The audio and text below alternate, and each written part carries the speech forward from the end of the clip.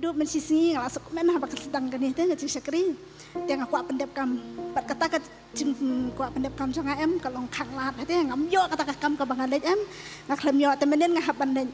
ni ngala khuslai ba kata ka jing khuslai jonga em ka bang am sulu tang bah ka por bangat thiap men miet te Jisu la pedi kan yang ya kata ka kam ka bangan di bandej em la pedi lupa te kata kelenti bangan di bandej ta ngaklem ko go ya kata kelenti ngaklem ko ngok ngasang kaman jonga kan menen baru sisi tat adu san benci ngakan mau kan ya kata kelenti ka bau trai la pedi yang ate andang akan mau ngalet kan ya kata kelenti bat andang ngalet ngasiam te ya kata ka kam ka bangan dan kam ha em la mayu kan ya kata bat kan ni kakti si yang ngamla bandra na duk sisi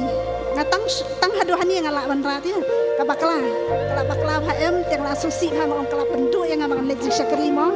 kala pendu menen pada ngaklem mot syu ban pai sini na man riu beci ngadang dan hayo dia ta suki long batan te yang sini dan batan bet ban pawan sini te ngawan ngawan ni boi ikun da boi ikun hani dengan lenyo si yang namar kala stom pala ta kakti te ong lenyo si yang nek kelanda wai mo te tang ba kat da pai hani dia ngafun kan ya ilok te ong fila don hani na komno ban ap ikun mo te ilok yang ngam padan ap sendan nama fi te ngasu komen ngasong te habar kata kamen siam jonga kaktik hate kapwa bit bangan song sepo kan tiang ong ikun kipet jakang yo jakane man song sepo mo tiang kadon ke jaka tiang ilek ban song hang te bad ha kapor fi pendwai fi ang bukti ta jaka bapang tiang bukti kan bad ha por bukti nglakwa ha ban wan ai jin pramenen mo tang bangam la syu na marba kaking bayong kan li hadut awai jesiang em kadang king tharai ka de ka jing tri jong men siam bakruit mo ublei te ba Pynkhiah la tri kam yang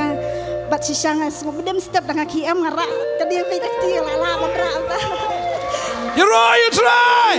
ram ka de jong try amen.